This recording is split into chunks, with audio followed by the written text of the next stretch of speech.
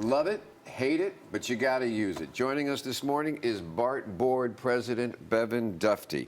We're here to talk about whether it's the Bay Area's biggest headache, biggest embarrassment, or biggest transit system, or all the above. BART, at a crossroads.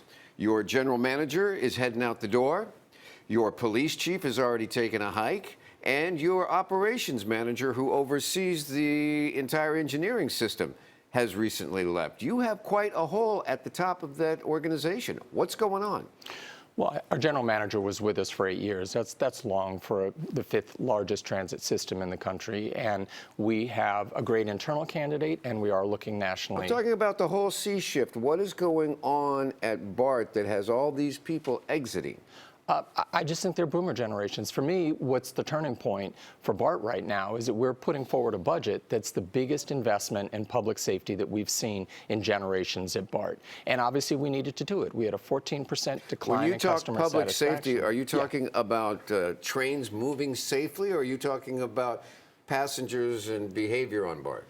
We're talking about the fact of fare evasion that costs us $15 to $25 million. We're talking about some pretty crazy situations that the media points out that takes place on our trains. It's kind of an anything-goes atmosphere right now. And can I talk about BART Police for a second and the things that we're going to do in this budget? We're going to hire 19 more. It's going to bring you up to a 38 staffing. But Phil, you're going to bring in laterals. You're going to bring in cops. We'll get to that in a minute. Okay. But what I want to talk a little bit is about the nuts and bolts of BART. Yes. Okay, we have an aging system here that is your ridership is beginning to decline, but the costs are going up. How do we keep it going without more public subsidies? Well, first of all, BART is #1 in the country in terms of our passengers are paying 2/3 of the cost of operating. If you look at other Bay Area systems, they're getting a lot more subsidy than we do. But you're losing customers, so how do we make up for it? We've lost 1%, and we're going to go and we're going to fight hard to get those riders back. But we're also, as you know, we're redoing the Transbay Tube. We're doing a seismic retrofit. We've had to cut service and single track, and that makes people consider some other alternatives. But we're reinvesting in this system, and I think that we're on the right track. We're getting new trains in. It takes longer than you want, but I honestly feel that having a robust toolbox and having people feel safe, whatever time of day they're riding this system, doing what we're doing with elevator attendants, doing what we're doing with the police department. Phil, if you'll just indulge me, in 1989, we had 140 cops. We had 207,000 riders weekdays, and we had 34 stations. So here we are 30 years later, and we've got twice as many riders. We've got 414,000. We're going to have 50 stations by the end of this year when we open in Santa Clara. And guess what? We have 225 officers. We probably should have at least 280. So adding 19 officers, focusing on getting ambassadors into this system, having elevator attendants, fixing these fare gates. You and I, we've pulled these leaves apart. Guess what? In a lot of stations, you can't do that anymore. And we're going to we've hardened 10 stations this year, 10 more next year. We're on the right track in terms of what the riders have told us they're not satisfied with. And I'm proud of the budget that we put before to be passed next month. Well, that's wonderful. Thanks. So can you stick around a little bit? Yeah. Because I'd like to dig a little deeper into just what you said. You always do. Because there's a few things in there that, I think I'm proud of my numbers. Nice pitch, but let's take a closer look at it, okay? Right. You're talking about people that get on the system, sprawl out, use drugs, do whatever they want to do, shave their heads. You've got your usual people out there feeling unsafe. Now, you're talking about hardening the entrances and having more cars. But the question is, does that work?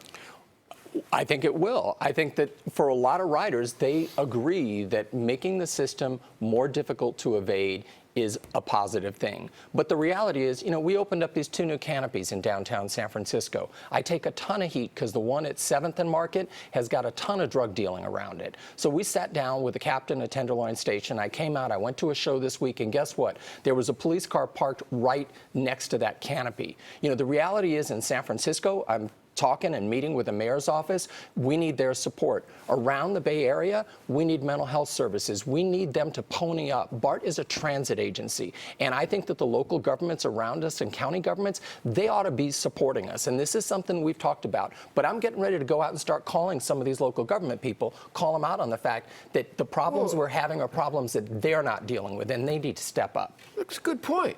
But BART, does it need to step up as well? Yeah, okay, absolutely. so why is it that you're talking about fare evasion and it being such a big problem, but we don't enforce tickets? We don't really arrest anybody for anything? As a matter of fact, the entire board for years has been anti any type of consequences for the behavior on BART.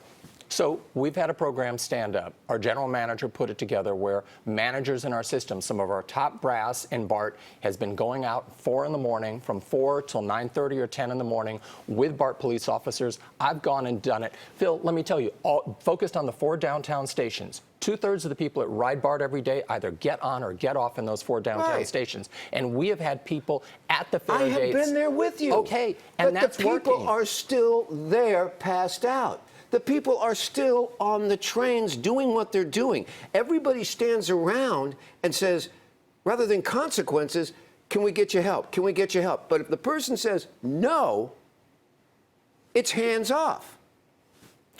So it's not criminal to be poor. It's not criminal to be homeless. And I frankly think that what we've been doing this year, both in Contra Costa and San Francisco, is working. We have never had services down in the trains and engaging people. We need to expand it. And one of the reasons I want an ambassador program, as you've seen with our elevator program, is these are people who've grown up in the city. They're people that know people. Yeah, I mean, yeah, this is exactly what people don't like to see. And you know what? If you go to the downtown stations, those leaves don't move like that anymore. We've increased the pneumatic pressure on them, and those leaves will not come apart. And if you've looked, if you could show the picture of what the double cinch is going to look like, which we're going to be testing out at Richmond Station, you can't vault over. So we're going to engineer our way out of this.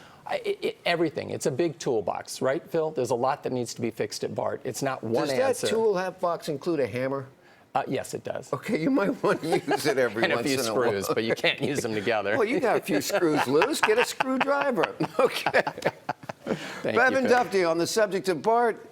We got to leave it with a laugh, otherwise we just might scream. Anyway, we're going to thank you for joining us this morning.